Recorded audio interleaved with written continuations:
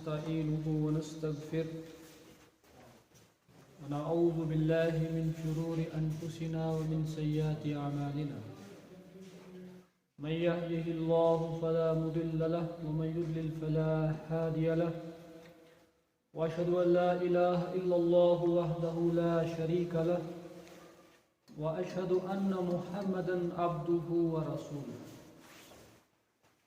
يا أيها الذين آمنوا اتقوا الله حق تقاته ولا تموتن إلا وأنتم مسلمون يا أيها الناس اتقوا ربكم الذي خلقكم من نفس واحدة وخلق منها زوجها وبث منهما رجالا كثيرا ونساء واتقوا الله الذي تساءلون به والأرحام إن الله كان عليكم رقيبا يا أيها الذين آمنوا اتقوا الله وقولوا قولا سديدا يصلح لكم أعمالكم ويغفر لكم ذنوبكم ومن يطع الله ورسوله فقد فاز فوزا عظيما أما بعد فإن خير الحديث كتاب الله وخير الهدي هدي محمد صلى الله عليه وسلم وشر الأمور محدثاتها وكل محدثة بدعة وكل بدعة ضلالة وكل ضلالة في النار اللهم صل على محمد وعلى آل محمد كما صليت على إبراهيم وعلى آل إبراهيم إنك حميد مجيد اللهم بارك على محمد وعلى آل محمد كما باركت على إبراهيم وعلى آل إبراهيم إنك حميد مجيد اللهم أعنا على ذكرك وشكرك وحسن عبادتك اللهم لا مانع لما أعطيت ولا مؤتي لما منعت ولا ينفع ذا الجد منك الجد اللهم إنا أسألك الجنة اللهم إنا نسألك الجنة ونعوذ بك من النار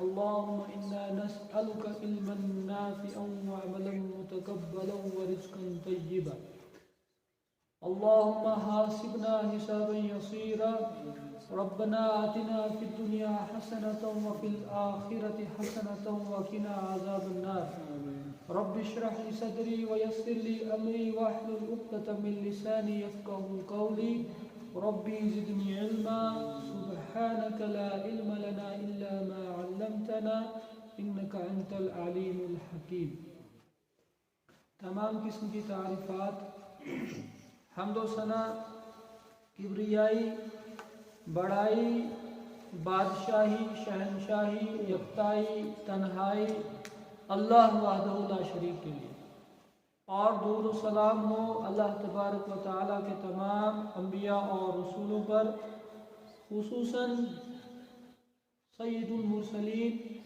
امام کائنات محمد عربی صلی اللہ علیہ وسلم پر اللہ تبارک و تعالیٰ کے نزدیک قدر و منزلت مقام و مرتبہ ان لوگوں کا ہے جو اپنے رب سے سب سے زیادہ ڈرنے والے ہیں متقین لوگ اللہ تعالیٰ کے نزدیک اکرام اور احسان کے لائق ہیں پرہیزگار لوگوں کی صفات یہ ہے کہ وہ اللہ تبارک و تعالیٰ پر ایمان رکھتے ہیں اور اللہ تعالیٰ کے احکامات کی پابندی کرتے ہیں اسی لیے امام حسن بصری رحمہ اللہ فرماتے ہیں کہ ایمان ظاہری سجاوٹ کا نام نہیں ہے کہ کوئی آدمی ظاہری اعتبار سے بہت خوبصورت ہو اور اس کے چہرے پر داڑھی کی سجاوٹ ہو صحتیاب ہو اچھے انداز میں گفتگو کرنے والا ہو، واعظ و تبلیغ میں بہت ماہر ہو، اور لوگوں میں اس کا ایک تاثر ہو، اس کے جسم پر لباس بہت خوبصورت ہے، سر پہ اعلیٰ قسم کی پگڑی ہے، اس چیز کا نام ایمان نہیں ہے۔ ایمان ظاہری سجاوٹ، کچھ لوگ ایسے ہوتے ہیں جو ظاہری سجاوٹ کے دھوکے میں آ کر کے گمراہ لوگوں کے پیچھے چل پڑتے ہیں۔ امام حسن البصری نے ایک اہم نقطہ بیان کیا کہ ایمان ظاہری سجاوٹ نہیں ہے، بلکہ ایمان جو ہے وہ عقیدے کی قوت اور صحت کا نام ہے۔ ایک انسان کا عقیدہ دیکھا جائے کہ وہ صحت کے اعتبار سے کس قابل ہے، کیا قرآن و سنت کے مطابق اس کے عقیدے کی صحت ہے یا نہیں ہے۔ جو عقیدہ وہ اللہ تبارک و تعالیٰ کے بارے میں رکھتا ہے، جو عقیدہ اس کا انبیاء علیہ السلام کے بارے میں ہے، اولیاء کے بارے میں ہے، کیا وہ عقیدہ قرآن و سنت پر مبنی ہے یا نہیں ہے۔ اور عقائد میں سب سے اہم ترین عقیدہ توحید ہے۔ جب تک انسان کا عقیدہ توحید صحیح نہ ہو، اس کا ایمان صحیح نہیں ہے۔ اور یہ عقیدے کی قوت اور اس کی صحت، اس کی تصدیق اس انسان کے اعمال کرتے ہیں۔ اس کا چہرہ، اس کا بولنا، اس کا اٹھنا بیٹھنا، اس کا چلنا پھرنا سب اللہ تعالیٰ کے احکامات کے مطابق ہوتا ہے۔ وہ زبان سے جھوٹ نہیں بولتا ہے، وہ دھوکہ نہیں دیتا ہے، وہ رشوت نہیں لیتا ہے، وہ لوگوں کے ساتھ اچھے اخلاق کے ساتھ پیش آتا ہے، وہ صوم و صلات کا پابند ہوتا ہے، وہ اللہ کے راستے میں اپنے مال کو خرچ کرتا ہے، وہ بات جب کرتا ہے تو گالی گلوچ نہیں کرتا ہے، وہ لوگوں کے ساتھ نیکی اور احسان کا معاملہ کرتا ہے۔ جس انسان کا عقیدہ مضبوط ہو، وہ اعمال کے اندر بھی بہت ہی زیادہ آگے ہوتا ہے۔ اور اس کی مثال سب سے بڑی ہمارے نزدیک محمد عربی صلی اللہ علیہ وسلم کی شخصیت ہے۔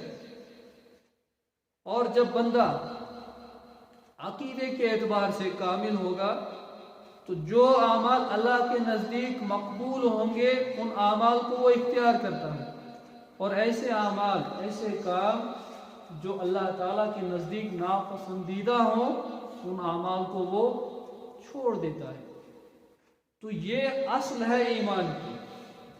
انسان صرف ظاہر پر نہیں جائے، کسی انسان کے چہرے کو، اس کے بول چال کو، اس کے انداز کو اگر جانچنا ہے، پرکھنا ہے تو اس کے عقیدے کو دیکھا جائے۔ اور یہ عقیدہ کتاب و سنت سے ایک انسان کو حاصل ہو سکتا ہے۔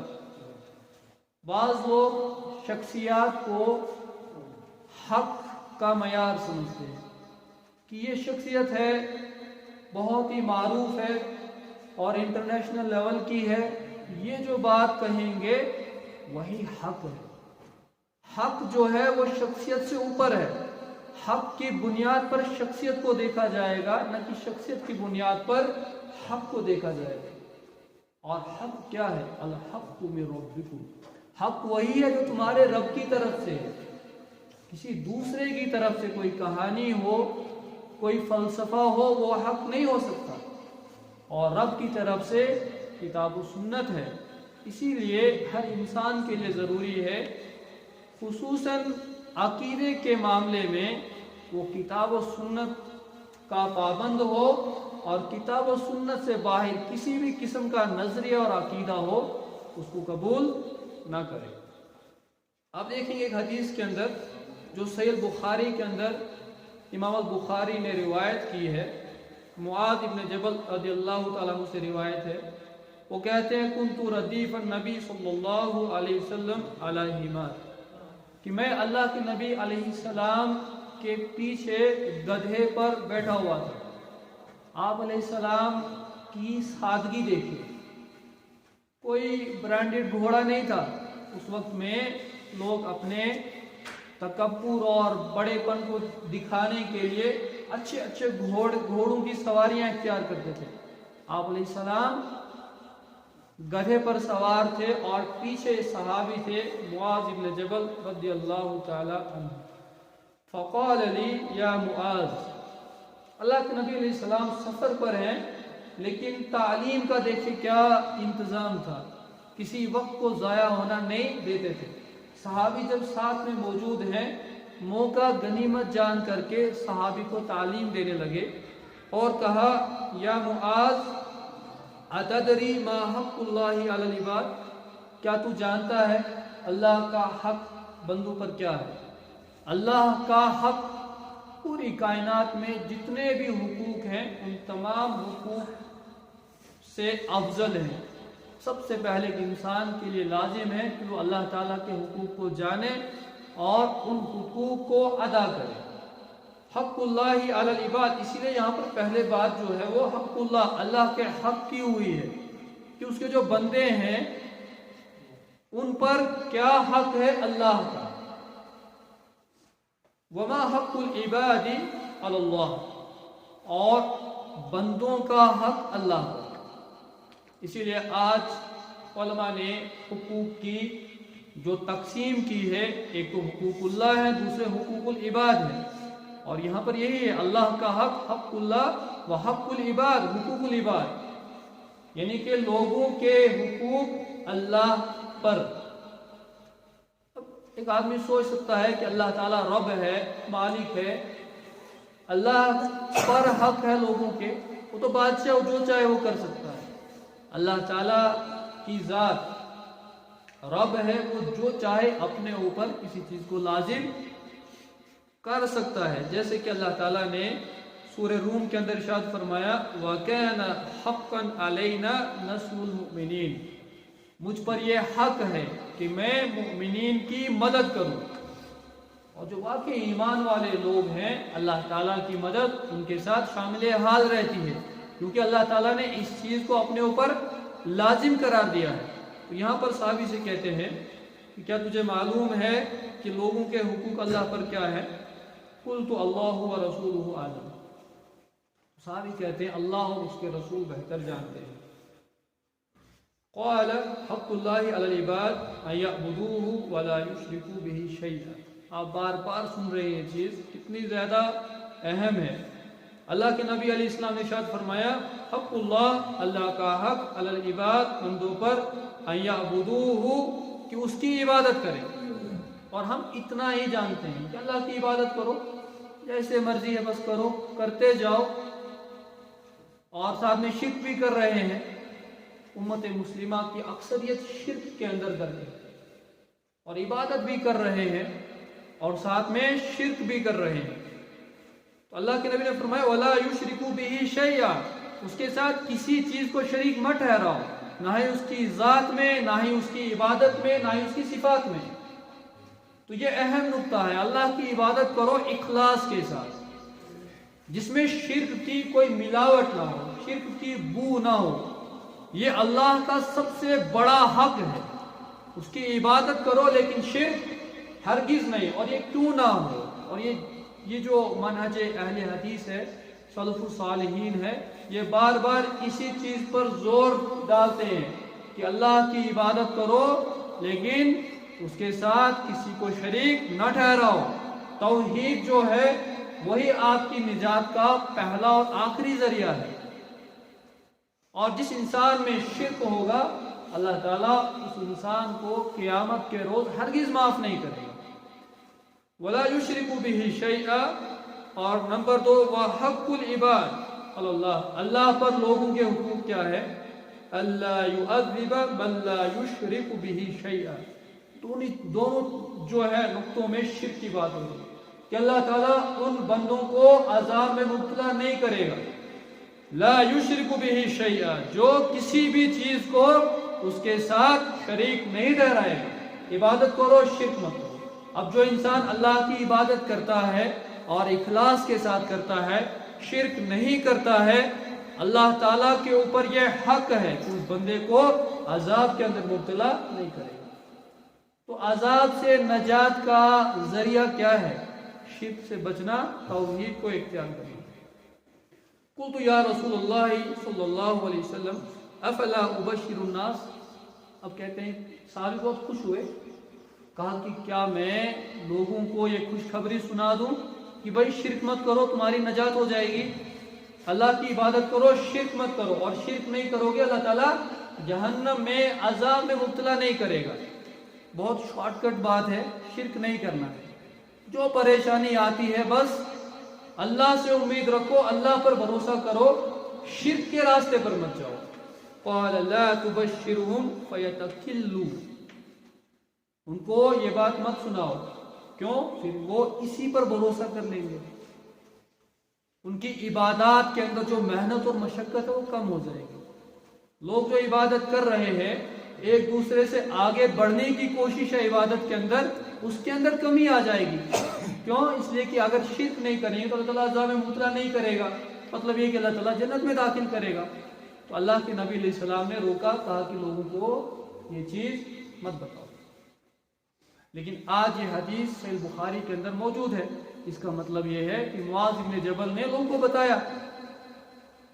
تو اس میں ابن القیم ابن حجر الاسقلانی رحمہ اللہ کہتے ہیں کہ معاذ بن جبل نے موت سے قبل، کچھ روز موت سے قبل جو ہے، یا کچھ عرصہ موت سے قبل یہ بات بتا دی تاکہ وہ کتمان علم کو چھپانے والے لوگوں میں سے نہ ہو جائے، کیونکہ اس کی سخت وعید ہے کہ آپ کے پاس علم ہو اور آپ اس علم کو اپنے پاس رکھیں۔ تو انہوں نے یہ بات بتائی تاکہ وہ علم کو چھپانے والے لوگوں میں شمار نہ ہو جائے۔ اور یہ جو اللہ کے نبی نے روکا تھا، یہ اس لیے روکا تھا کہ پبلک کو نہیں سنانا ہے، یہ عوام کے لیے نہیں ہے، ہاں مخصوص لوگوں کو ہو سکتا ہے معاذ بن جبل نے یہ بات بتا دی۔ تو اس حدیث سے یہ معلوم ہوتا ہے کہ عقیدہ ایک انسان کا کتنا اہم ہے کامیاب ہونے کے لیے، عذاب سے بچنے کے لیے۔ اسی لیے بکر بن عبداللہ المزنی کا قول ہے، آپ جانتے ہیں کہ اس امت میں افضل ترین شخصیت ابوبکر صدیق رضی اللہ تعالی عنہ، تمام انبیاء اور رسولوں کے بعد جتنی امتیں گزری ہیں، جتنے بھی انسان ہیں، ان تمام انسانوں میں سب سے اونچا اور اعلیٰ مقام ابوبکر صدیق رضی اللہ تعالی عنہ کا ہے۔ اور یہ امام کہتے ہیں کہ ابوبکر صدیق رضی اللہ تعالی عنہ ہو، یا خلفائے راشدین ہو، یا عشرہ مبشرہ ہو، یا دیگر صحابہ ہو،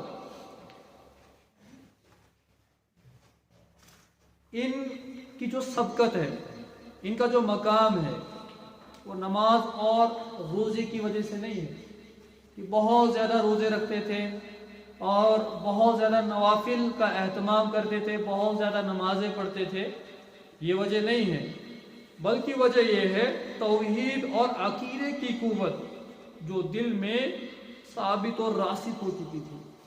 یہ عقیدہ ان کے دل میں جو گھر کر گیا تھا، جو مضبوطی عقیدے کی ان کے دل کے اندر تھی، اس وجہ سے ان کا یہ مقام تمام انسانوں کے مقابلے میں اونچا اور اعلیٰ ہے۔ یہ عقیدہ ہے جو ایک انسان کو اللہ کے نزدیک محبوب اور مکرم بناتا ہے۔ ایک حدیث ہے عقیدے کے حوالے سے، کافی لمبی حدیث ہے۔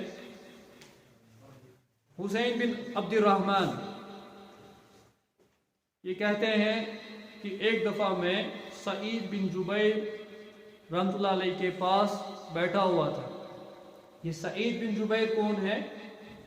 یہ عبداللہ ابن عباس رضی اللہ تعالی عنہ کے ایک معروف اور مقبول طالب علم کہہ لیں آپ،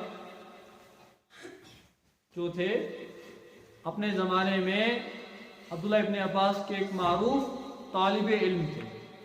शागिर्द थे। सईद इब्न जुबैर रहमतुल्लाह अलैह कहते हैं कि मैंने इनसे पूछा, कल रात में जब सितारा टूटा तो क्या तुमने देखा? हुसैन बिन अब्दुर्रहमान ये कहते हैं कि हाँ मैंने देखा, रात में जब सितारा टूटा मैंने वो देखा। और साथ में कहते हैं कि उस वक्त मैं नमाज नहीं पढ़ रहा था, बल्कि मुझे एक जहरीली चीज़ ने धंस लिया था, मैं उसकी तकलीफ की शिद्दत में मुब्तला था। नुक्ता देखिए यहाँ पर कि वो कहते हैं कि जब रात को सितारा टूटा मैं नमाज नहीं पढ़ रहा था, क्योंकि ग्रुप में बैठे हुए थे, बाकी लोग ये सोचने लगे या उसको ये अंदाज़ा हुआ कि लोग शायद ये सोचेंगे कि रात में ये नमाज पढ़ रहा होगा, तो मेरे बारे में लोगों का जो गुमान बनेगा वो झूठा बनेगा। खुद ही एडमिट करते हैं कि मैं नमाज नहीं पढ़ रहा। और आज हमारा ये हाल है कि लोग हमारे बारे में अच्छा गुमान करेंगे, हम खुश होते हैं।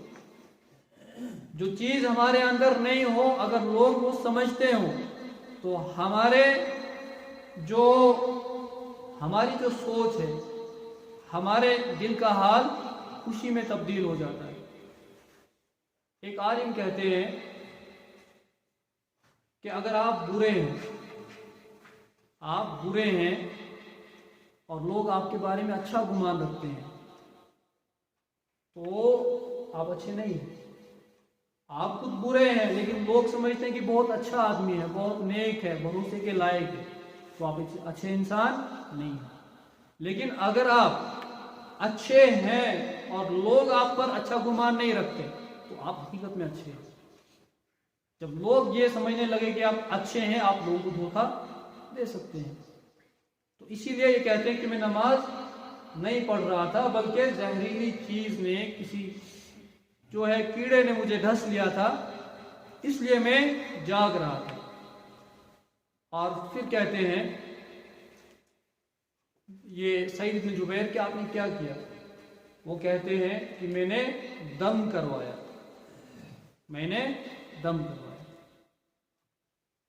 तो उन्हें पूछा कि आपने दम क्यों करवाया? वो कहते हैं कि मेरे पास एक हदीस है, बरीरा इब्ने हसीब रज़ियल्लाहु तआला अन्हु की। वो कहते हैं कि रुकिया, दम करवाना दो चीज़ों में है, एक तो नजर बद में है और दूसरा जब कोई जहरीली चीज धंस ले, काट ले, इन दो चीजों में दम करवाना है। तो मुझे जहरीली चीज ने धंसा था, इसलिए मैंने दम करवाया। तो सईद इब्न जुबैर कहते हैं बहुत अच्छी बात है कि आपने हदीस सुनी थी और उस पर अमल किया। नुक्ता ये मिला कि जब हदीस आपके पास आ जाए उस पर अमल करना ये इंसान के लिए ज़रूरी है। कहा कि बहुत अच्छा किया आपने। लेकिन अब्दुल्ला इब्न अब्बास रज़ियल्लाहु ताला अन्हु ने एक मर्तबा हमें एक हदीस सुनाई। वो हदीस क्या है? वो कहते हैं कि अल्लाह के नबी सल्लल्लाहु अलैहि वसल्लम जब मेराज पर गए थे तो अल्लाह के नबी अलैहि सलाम ने देखा वहाँ कि मुझ पर बहुत सारी उम्मतों को पेश किया गया उनके नबियों के साथ। कुछ नबी ऐसे थे जिनके साथ दो लोग थे, कुछ ऐसे थे जिनके साथ एक ही था, और कुछ ऐसे भी नबी थे जो अकेले थे। तो यहां पर समझने की बात यह है कि हक को कबूल करने वाले, हक पर चलने वाले बहुत थोड़े होते हैं। एक नबी जिसको पूरी उम्मत के लिए भेजा गया कि ये उम्मत वो है जिसके अंदर अकीदे की खराबी है, फित्नो फसाद है, इनकी इस्लाह करे, इनको इस्लाम की दावत दे। सिर्फ दो लोगों ने कबूल किया, सिर्फ एक ने किया, और कुछ अंबिया ऐसे भी गुजरे हैं किसी ने भी उनकी दावत को कबूल नहीं किया। तो आज के वक्त में भी अगर हम देखते हैं जो लोग ये कायदा बयान करते हैं, जिन लोगों का ये उसूल है कि जो ज्यादा है वो सही है, मेजॉरिटी ہی حق پر ہوتی ہے تو یہ نقطہ صحیح نہیں ہے. اگر میجورٹی حق پر ہوتی تو پھر انبیاء کے ساتھ اکثر لوگ ہوتے. میجورٹی اور مائنورٹی یہ حق کا معیار نہیں ہے. حق کا معیار کتاب و سنت ہے، قرآن و سنت ہے. جو چیز قرآن و سنت سے ثابت ہے وہی حق ہے، اور اس کو اختیار کرنے والے لوگ حق پر ہیں. ابن القیم الجوزی رحمہ اللہ کہتے ہیں کہ اہل اسلام کو ماننے والے پوری دنیا میں اجنبی لوگوں کی طرح ہیں. آپ اسلام کی بات کریں گے تو بولیں گے یہ آؤٹ ڈیٹڈ ہے، یہ پرانی باتیں ہیں. جب اللہ کے نبی علیہ السلام مکہ کے اندر اسلام لے کر کے آئے تھے تو سب نے کہا یہ کیسی عجیب باتیں ہیں، ہمارے اتنے خدا ہیں اور یہ کہتا ہے کہ ایک ہی ہے. تو یہ کون سی نئی بات اور نیا دین آ گیا؟ آج بھی اگر آپ دیکھیں گے اہل اسلام کے بارے میں یہی باتیں کی جاتی ہیں، اور اہل اسلام میں مؤمنین یہ اجنبی ہیں. ایمان والے در حقیقت ایمان والے بہت تھوڑے ہیں، اور ان ایمان والوں میں بھی علم والے مؤمنین، علم والا مومن جس کے پاس علم ہے وہ بہت تھوڑے ہیں.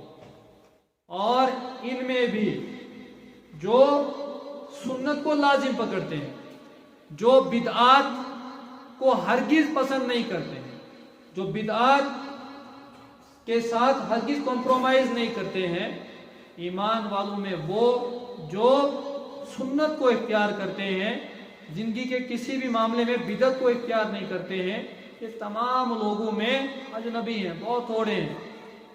اور ان لوگوں کو بہت زیادہ ستایا بھی جاتا ہے بعض اوقات.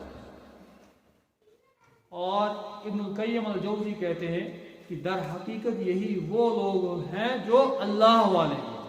یہ اہل اللہ ہیں، اللہ والے لوگ ہیں جو بہت تھوڑے ہیں اور پورے لوگوں کے لیے، پورے سماج کے لیے اجنبی ہیں.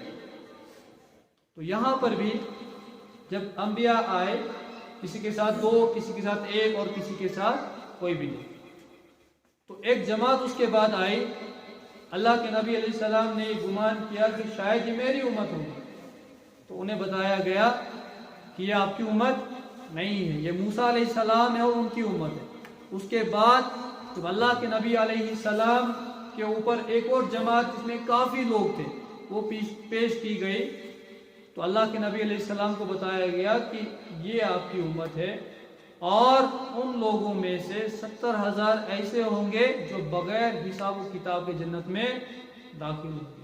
اللہ تعالیٰ سے دعا کرتے ہیں کہ اللہ تعالیٰ ہمیں بھی ان 70,000 لوگوں میں شامل کر دیں. تو اس کے بعد اللہ کے نبی علیہ السلام اندر چلے گئے اپنے حجرے میں. باہر صحابی جو تھے، صحابہ بیٹھے ہوئے تھے، وہ اندازہ لگانے لگے کہ یہ 70,000 وہ ہوں گے جو اللہ کے نبی علیہ السلام کی صحبت زیادہ اختیار کرنے والے ہوں گے. کچھ نے کہا کہ وہ ہوں گے جو مسلمانوں کے گھروں میں پیدا ہوئے اور جن نے کبھی شرک نہیں کیا.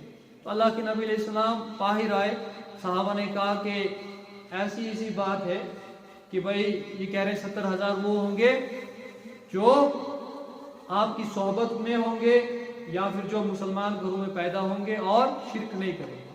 اللہ کے نبی علیہ السلام نے کہا نہیں، یہ جو 70,000 افراد ہوں گے ان کی 4 صفات ہوں گی، اور یہی صفات بیان کرنے کے بعد انشاءاللہ میں اپنا خطبہ ختم کروں گا. اور ان کے اندر جو 4 صفات ہوں گی وہ کیا ہوں گی؟ سب سے پہلی جو صفت ان کے اندر ہوگی، ہم الذین لا یسترقون، کہ یہ استرقا نہیں کریں گے، ولا یکتہون، اور اس کے بعد جو ہے آگ سے اپنے جسم کو نہیں داغیں گے، ولا یتطیرون، اور یہ جو ہے پرندوں سے فعال نہیں لیں گے، اور اس کے بعد وہ علی ربہم یتوکلون، اپنے رب پر توکل کرنے والے ہوں گے.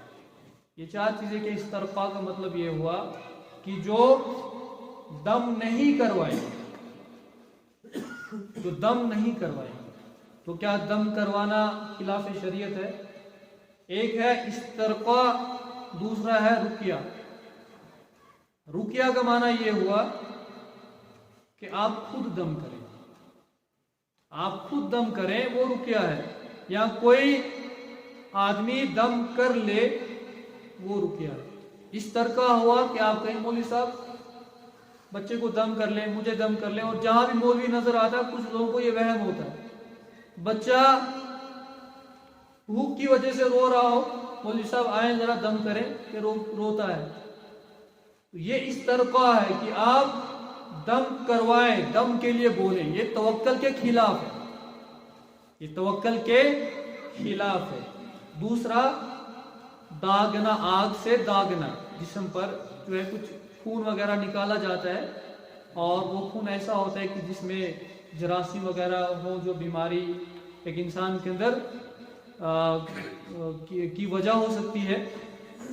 تو داغ، آگ سے داغنا، اس کے لیے حکم دینا، کسی کو کہنا، یہ بھی صحیح نہیں ہے.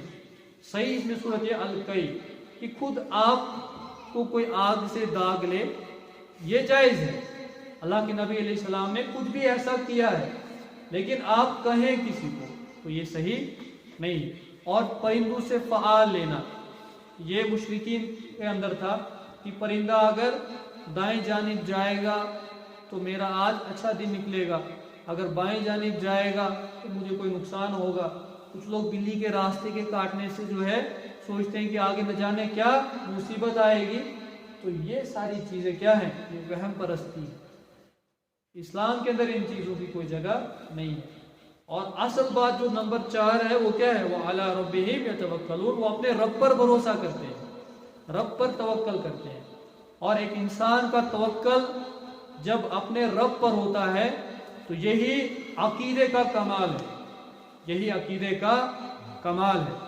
تو ایک صحابی اٹھے عکاشہ بن محصن، وہ کہتے ہیں کہ اللہ کے نبی علیہ السلام آپ میرے لیے دعا کریں کہ میں ان 70,000 لوگوں میں ہو جاؤں. اللہ کے نبی نے کہا کہ تم انہی میں سے ہو. پھر ایک اور آدمی کھڑا ہوا، اس نے بھی کہا کہ اللہ کے نبی میرے لیے دعا کریں. اللہ کے نبی نے کہا کہ عکاشہ تجھ پر سبقت لے گیا، یعنی عکاشہ تو ہے لیکن تو نہیں. اور اس کی وجہ کیا ہے؟ امام قرطبی رحمہ اللہ کہتے ہیں کہ عکاشہ نے جب اللہ کے نبی علیہ السلام سے دعا کے بارے میں کہا تو اس کے اندر اخلاص تھا، اس کے اندر جنت میں جانے کی حرص، طمع جو تھی وہ دل کی سچائی سے تھی. لیکن دوسرا جو شخص کھڑا ہوا اس نے کیا کیا؟ دیکھا دیکھی میں یہ بات کہہ دی. تو یہ حاصل ہوا اس سے کہ ایک انسان کا عقیدہ جب اللہ کی ذات پر کامل ہوگا، شرک سے بچنے والا ہوگا، توحید کو اختیار کرنے والا ہوگا، یہ انہی 70,000 لوگوں میں شامل ہوگا. اور ایک حدیث میں ہے کہ اللہ کے نبی علیہ السلام کہتے ہیں کہ میں نے اللہ تبارک و تعالیٰ سے دعا کی کہ اللہ تعالیٰ اس تعداد کو بڑھا دے. تو پھر اللہ تبارک و تعالیٰ نے 1,000 کے ساتھ 70,000 لوگوں کو جنت میں بغیر حساب و کتاب کے داخل کرنے کا وعدہ کیا. اور بغیر حساب و کتاب جنت میں کوئی نہیں جائے گا. لیکن اس کا معنی یہ ہے کہ ان سے جب حساب و کتاب ہوگا تو صرف یہی پوچھا جائے گا، کیا؟ ہاں کیا. نہیں کیا؟ نہیں کیا. زیادہ نہیں پوچھا جائے گا، کیوں کیا؟ کیوں کیا؟ کیوں نہیں کیا؟ تو جن لوگوں سے اللہ تعالیٰ سیدھا سیدھا حساب کرے گا، گویا یہ کہ وہ جنت میں بغیر حساب و کتاب کے جائیں گے. تو اللہ تبارک و تعالیٰ ہمیں عقیدے کی اہمیت کو سمجھنے کی توفیق عطا فرمائے اور شرک سے ہم سب کی حفاظت فرمائے اور ان 70,000 لوگوں میں ہمیں شمار کرے، بغیر حساب و کتاب کے جنت میں داخل کرے. اللہ تبارک و تعالی تمام لوگوں کی مغفرت کرے جو اس دنیا سے گزر چکے ہیں، جو اس دنیا سے گزر چکے ہیں اللہ تعالیٰ کروٹ کروٹ جنت الفردوس میں اعلیٰ و بالا مقام عطا کرے، اور جو موجود ہے اس مجلس کے اندر ہے، ہسپتالوں میں ہے، گھروں میں ہے، اللہ تبارک و تعالیٰ ان کی بیماری کو دور کرے، ان کی پریشانیوں کو، مصیبت کو دور کرے. اور جو حضرات اس مجمع کے اندر بیمار ہیں، اللہ تعالیٰ شفائے عاجلہ شفائے کاملہ عطا فرمائے۔ میری نسبتی ماں جسے ہم ساس کہتے ہیں، آپ جانتے ہیں کہ وہ ضعیف ہیں اور کچھ دنوں سے بیمار زیادہ ہیں۔ اللہ تبارک و تعالیٰ سے دعا کرتے ہیں کہ اللہ تعالیٰ شفائے عاجلہ شفائے کاملہ عطا فرمائے۔ ہو سکتا ہے اس مجمع کے اندر کسی کے آمین کہنے سے اللہ تعالیٰ اس دعا کو قبول فرمائے، اللہ تعالیٰ انہیں خصوصاً صحت عطا کرے اور ان کی بیماری کو شفا میں تبدیل کر دے، شفائے عاجلہ شفائے کاملہ عطا فرمائے۔ اور اللہ تعالیٰ میرے والدین کو صحت، تندرستی، ایمان عطا کرے، اور جو اس مجلس کے اندر موجود ہیں جن کے والدین باحیات ہیں، اللہ تعالیٰ ان کے والدین کی صحت کے اندر، ان کے والدین کے ایمان کے اندر اضافہ کرے، اور جن کے والدین گزر چکے ہیں اللہ تعالیٰ ان کی مغفرت فرمائے، قبر عذاب سے ان کو نجات دے، آخرت میں اعلیٰ و بالا مقام عطا فرمائے۔ بارک اللہ لنا ولکم فی القرآن العظیم ونفعنا وإیاکم بالآیات والذکر الحکیم۔